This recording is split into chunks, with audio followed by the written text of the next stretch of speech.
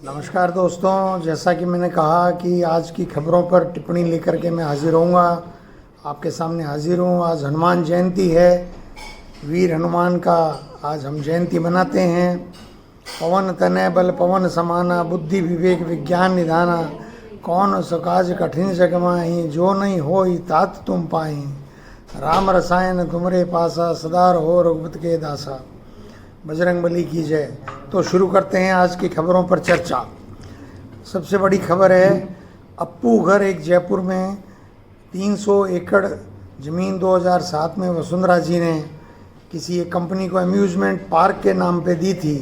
उसको amusement park develop करना था, लेकिन उस कंपनी ने वहाँ गेस्ट हाउस बना दिए, प्लॉट काट दिए। अम्यूज़मेंट पार्क भी बनाया छोटा मोटा, लेकिन उसका कॉमर्शियल उपयोग शुरू कर दिया। उसके बाद कई सरकारें आई गई, खुद वसुंधरा जी की भी सरकार आई, अनफॉर्चुनेटली हमारी भी सरकार आई। लेकिन मुझे लगता है कि अब वसुंधरा जी ने चूँकि पेयजल को लेकर के और जल जीवन मिशन को लेकर के हमला बोला है, अब उसकी प्रतिक्रिया है या रूटीन में भी एक सही कदम लेने की भाजपा सरकार की सोच है।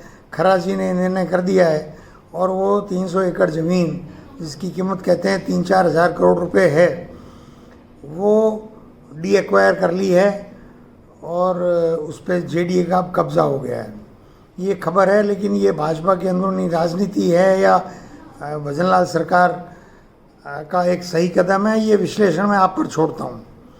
उसके बाद कुछ खबरें हैं, जैसे तमिलनाडु के मंत्री ने, जो वहाँ के उप संयोजक भी हैं, बहुत बड़े नेता हैं, उन्होंने हिंदुओं के जो प्रतीक हैं, हम जो शैव होते हैं वो 3 लाइनें लगाते हैं, जो वैष्णव होते हैं एक तिलक लगाते हैं, उनको लेकर के और महिलाओं को लेकर के जो अभद्र टिप्पणी की है वो बहुत ही, मैं बोल नहीं सकता। अखबार में भी शायद वैसे तरह की टिप्पणी छपनी अच्छी नहीं है और छपी भी शायद नहीं होगी पूरी, लेकिन वीडियोज़ में आई है। तो उसको लेकर के बहुत बड़ी प्रतिक्रिया आई है और डीएमके को मजबूरी में ऐसे मंत्री को हटाना पड़ा है। पर हटाने की सवाल नहीं है, डीएमके जो है वो समय समय पर डीएमके के नेता इस तरह की अभद्र टिप्पणियां हिंदू देवी देवताओं पर करते हैं। ये मैं समझता हूँ उचित नहीं है।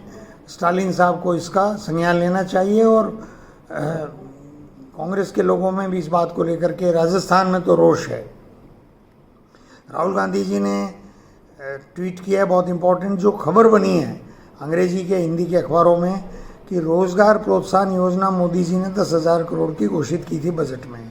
1 साल हो गया, उस पर 1 पैसा मिला नहीं। वो 10,000 करोड़ का जो एलोकेशन था एक तरह से, वो भी वापस ले लिया है।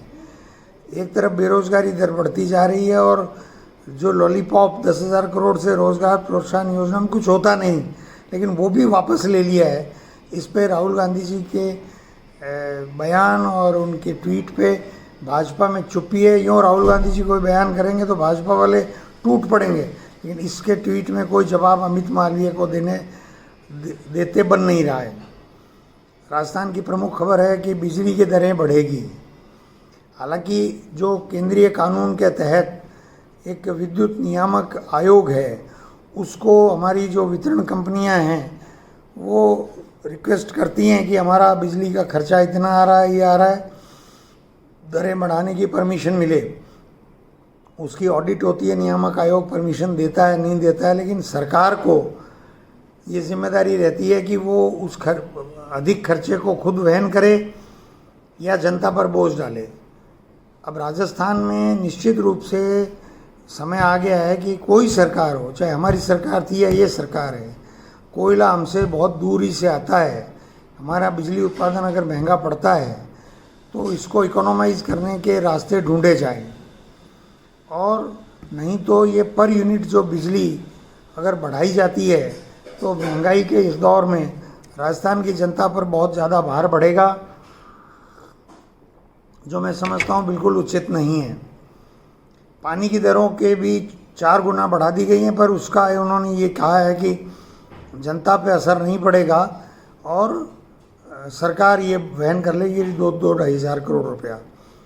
इसका भी सवाल वो नहीं है। सवाल ये है कि गाँवों में पानी बिल्कुल निःशुल्क कर दिया हमारी कांग्रेस सरकार ने, पर पानी एक ऐसा मसला है कि आज जल जीवन मिशन के कारण घर घर में कनेक्शन हो गए। अब पीएचईडी का नए तो स्टाफ है और नए गाँवों में कमेटियाँ हैं, तो जो पानी का कनेक्शन है, मेरा ही कनेक्शन जल जीवन मिशन का, मैं उसको कितना ही बड़ा कर लूँ, 1 इंच का कर लूँ, 1.5 इंच का कर लूँ, आधा इंच का कर लूँ, मेरे घर में खाली जगह है तो मैं सब्जी भी लगाने लग जाऊँ, तो ये तो न तो जल जीवन मिशन की अवधारणा है और न ये घर घर कनेक्शन की अवधारणा है, चाहे शहर हो या गांव हो। इसलिए ऐसा तंत्र तो विकसित करना होगा कि आप पानी चाहे निःशुल्क दो या पैसे लो, जितना पानी 1/4 इंच का फेरूल होता है उससे अधिक पानी नहीं मिलना चाहिए। ये 200 के 200 विधायकों को एक होकर के और ये राजस्थान की जनता को संदेश देना होगा राजनीति से विपरीत। नहीं तो आप 10 ERCP ले आओ और 15 इंदिरा गांधी कैनाल ले आओ। लोगों की पानी एक ऐसी चीज़ है, आप पूर्ति करते रहो, मांग बढ़ती रहेगी। ERCP को लेकर के बात चली है, ERCP के तो ERCP को लेकर के कल दिन भर और शाम को टीवी में भी और आज समाचार पत्रों में भी गहलोत जी ने जो बयान दिया है कि वसुंधरा जी को जवाब देना चाहिए। अब वसुंधरा जी उसका क्या जवाब देगी, लेकिन भजनलाल सरकार जो है, मुझे लगता है कि गहलोत जी और वसुंधरा जी को आपस में लड़ता छोड़ आगे बढ़ गई है। वर्क ऑर्डर दे दिए हैं और नए टेंडर कर दिए हैं।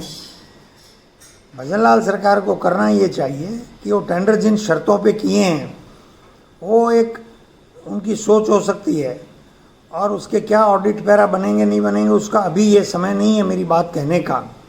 जानकारी मुझे सब है, पर मैं आपका ज़्यादा समय नहीं लेना चाहता। मेरा ये मानना है कि अगर DPR मध्य प्रदेश ने बना दी है तो आप दोनों जाकर के और सेंट्रल वाटर कमीशन से उसकी जल्दी अप्रूव कराइए। करा करके केंद्रीय कैबिनेट में अप्रूव कराने के बाद जो भी नीति आयोग की फॉर्मेलिटी है, वित्त विभाग की फॉर्मेलिटी है, आर्थिक मामलों के विभाग की फॉर्मेलिटी है, पूरा लंबा प्रोसीजर, उसमें भी 6-8 महीने लगते हैं। केन बेतवा में तो कई साल लग गए। लेकिन अगर आप कहते हो डबल इंजन सरकार है तो फिर जल्दी उसका राष्ट्रीय परियोजना कराइए, जिससे राजस्थान की जनता पर उसका आर्थिक बोझ नहीं आए। और मैं कहता हूँ ERCP की एक अथॉरिटी बनाइए। केन बेतवा की अथॉरिटी बनी है, एक सेंट्रल रेगुलेटरी अथॉरिटी बनी है, सेंट्रल गवर्नमेंट ने बनाई है और उसका हेडक्वार्टर भोपाल है। वैसे इसकी भी सेंट्रल गवर्नमेंट एक अथॉरिटी बनाए और उसका हेडक्वार्टर जयपुर होना चाहिए, उसकी प्रॉपर मॉनिटरिंग होनी चाहिए। ये अब होने वाला काम है। कितना पानी आएगा नहीं आएगा ये थोड़ा अब कम महत्वपूर्ण हो गया है। मुझे गहलोत जी और वसुंधरा जी दोनों ही माफ़ करेंगे, बहुत बड़े लोग हैं आप, लेकिन मैं एक नागरिक के नाते बात कह रहा हूँ। खबर चल रही है शराब खरीद में घोटाला है। अब इस तरह की खबरें चीफ सेक्रेटरी खुद जारी करते हैं, उसके बजाय चीफ सेक्रेटरी जांच ही शुरू करवाते CAG को, CBI को, जिसको करनी है। खाली घोटाला कह देने से तो मैं समझता हूँ ठीक नहीं होगा। हमारी कांग्रेस पार्टी ने भी कल एक महत्वपूर्ण प्रेस विज्ञप्ति जारी की है। हर जिले में 2 दिवसीय प्रशिक्षण शिविर होंगे। ये बड़ा स्वागत योग्य कदम है।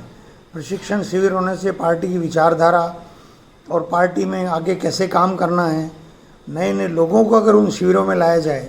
ख़ास तौर से ये ध्यान रखना बहुत ज़रूरी है कि जब पार्टी के प्रति उदासीनता अगर हो, मैं नहीं मानता कि है, लेकिन अगर हो तो चेहरे नए होने चाहिए शिविरों में, तभी पार्टी का विस्तार होगा। बिहार की खबर भी आई है भास्कर में कि भाई बिहार में कल सचिन पायलट जी गए थे।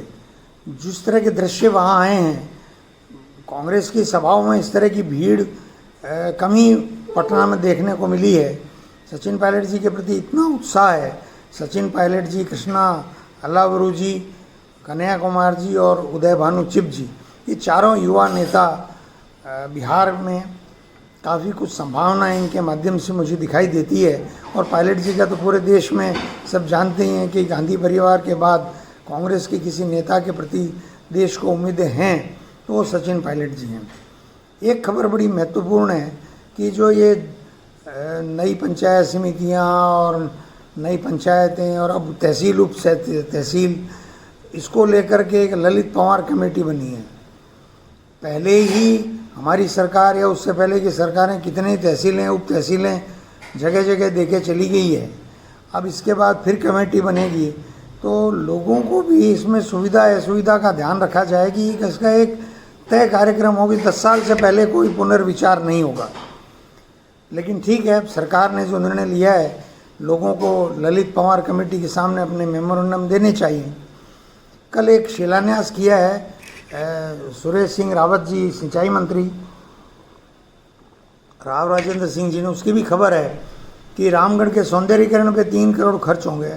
मेरा सख्त एतराज़ है, 3 करोड़ का सवाल नहीं है, सवाल है ERCP का पानी आ जाए तब आप उसका सौंदर्यीकरण करो। 3 करोड़ के सौंदर्यीकरण का काम तो 3 महीने में हो जाएगा, आपका पानी आते आते 3 साल लग जाएंगे। आप पहले कुछ हो तो करिए, वरना मजाक तो आपकी उड़नी है, हमें तो कोई फर्क नहीं पड़ता। एक बड़ी खबर चल रही है कि भारतीय जनता पार्टी में अध्यक्ष को बनाने को लेकर सहमति नहीं हो पा रही है, इसलिए विलंब हो रहा है। तो फिर तो ये चुनाव नहीं, एक मजाक हो गया। तो चुनाव की घोषणा होनी चाहिए। कांग्रेस में चुनाव की घोषणा हुई, एक तारीख तय हुई कि 29 सितंबर तक चुनाव नामांकन होंगे। वो नामांकन पहले गहलोत साहब को भरना था, फिर गहलोत साहब ने जो किया 25 सितंबर, उस पर मैं नहीं जाना चाहता, लेकिन 29 सितंबर को खड़गे साहब ने भरा, 28 को शशि थरूर जी ने भरा, बाकायदा बैलेट बॉक्स आए हर प्रदेश में, उसमें वोटिंग हुई। आप भी कर दीजिए, 3, 4, 5 जितने नामों पे विचार चल रहा है उनके फॉर्म भरवा दीजिए। लेकिन आप तो वही है ना, ये इसको फासिज्म का एक ये संशोधित रूप है, ये उदार रूप है फासिज्म का, कि RSS मोदी ये तय करेंगे कि अब वो तय कर नहीं पा रहे हैं। EVM को लेकर के जो अमेरिका की नेशनल एडवाइज़र है, क्या नेशनल इंफॉर्मेशन या कुछ एडवाइज़र है, बहुत इंपॉर्टेंट लेडी है, तुलसी गाबार्ड, उन्होंने कहा है कि EVM हैक हो सकता है। हालांकि चुनाव आयोग ने कहा है कि अमेरिका के EVM और हमारे EVM में फ़र्क है। मैं निजी रूप से मानता हूँ कि अब जब 7 फेजेज में चुनाव होने लगे और सुरक्षा के हमारे पास पूरे इंतज़ाम है, तो बैलेट बॉक्सेस के थ्रू चुनाव होने चाहिए। यही सही तरीका है, लोगों का भ्रम मिट जाए, ख़त्म हो जाए बात। वसुंधरा जी के 3-4 दिन से जो चल रहे हैं उस पर एक SC को APO किया है, उसकी भी सब अखबारों में खबर है, कल दिन भर TV में चला। मुझे लगता है कि मुख्यमंत्री भजनलाल जी ने, वसुंधरा जी ने बड़ा मुद्दा उठाया, उसका एक छोटा सा फुस कर दिया कि लो आप SC को APO करने से खुश हो गई और वो उसमें खुश हैं। तो पूर्व मुख्यमंत्री ने एक तरह से अपना उपहास करवाया है या क्या करवाया, मैं कहना मेरे लिए मुश्किल है। एक खबर ये चल आई है कि उमेद सिंह करके कोई एक जिला प्रशासन में कार्यालय अधिकारी है पाली में, उसने लगभग 1 दर्जन परीक्षाओं में डमी कैंडिडेट के रूप में परीक्षा दी है। राजस्थान को इसको लेकर के बहुत गंभीर होना पड़ेगा, चाहे सर्वदलीय बैठक बुलाओ या पुराने अधिकारियों बैठक बुलाओ। मैंने कल भी कहा था, इसमें मुख्यमंत्री को बहुत बड़ा संज्ञान लेना पड़ेगा। और एक खबर आपके बीजेपी के नड्डा साहब के बारे में पंजाब केसरी ने बड़ी रोचक छापी है कि नड्डा चुप हैं। अब चुप तो होंगे ही, पिछली जनवरी में कार्यकाल ख़त्म हो गया, 1.5 साल होने को आया, बेचारे कार्यवाहक हैं। और चेन्नई जा कर के AIADMK के साथ गठबंधन कौन कर रहे हैं? अमित शाह। तो अमित शाह को बना दीजिए अध्यक्ष, गृह मंत्री भी वो और अध्यक्ष भी वो, चला तो वो ही रहे हैं बीजेपी को। अब लेकिन अब बीजेपी है, देश इन चीज़ों को अगर ऑब्जर्व नहीं कर रहा है लोकतांत्रिक रूप से, तो ये देश का ही नुकसान है, लोकतंत्र का भी नुकसान है। आखिर में आहूजा, जो हमारे ज्ञानदेव आहूजा हैं, बीजेपी के निलंबित पूर्व विधायक, उन्होंने कहा माफ़ी नहीं मांगूंगा। तो चिट्ठी क्या लिखी है भाई? अब कहते फिर रहे हैं कि नहीं मैं दलितों के खिलाफ नहीं हूँ, कांग्रेसियों के खिलाफ हूँ। और भंवर जितेंद्र सिंह जो हैं वो जानबूझकर उस कार्यक्रम में नहीं आए और उनके खिलाफत उन्होंने उन बीजेपी के वो निलंबित एक पूर्व मंत्री हैं डॉक्टर रोहितास शर्मा, उनके लिए भी कह रहे हैं कि वो डॉक्टर भी नहीं है, शर्मा भी नहीं है। तो वो आहूजा साहब तो क्या है कि अलवर की राजनीति की चर्निंग कर रहे हैं। अब वो उसमें तो लोग मज़े ले रहे हैं, कोई इशू नहीं है। बेसिकली जो अनुसूचित जाति जनजाति के प्रति बीजेपी की जो कोर मानसिकता है वो अपने आप में जनता के सामने आ गई है और ये जनता को संज्ञान लेना चाहिए। तो आज की खबरों में बस इतना ही। बहुत बहुत धन्यवाद। आप मेरा हौसला बढ़ाते रहिए, आपका मैं शुक्रगुजार रहूँगा।